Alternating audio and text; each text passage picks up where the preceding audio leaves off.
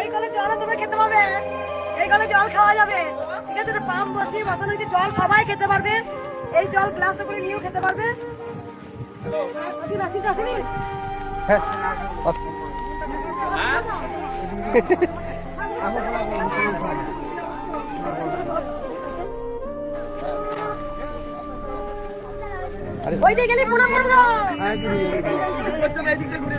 মনের মধ্যে যে কি আনন্দ বলে বোঝাতে পারবো না। মা গো, জয় কৃষ্ণকালী মায়ের জয়। মা তুমি আছো, ছিলে আর থাকবে।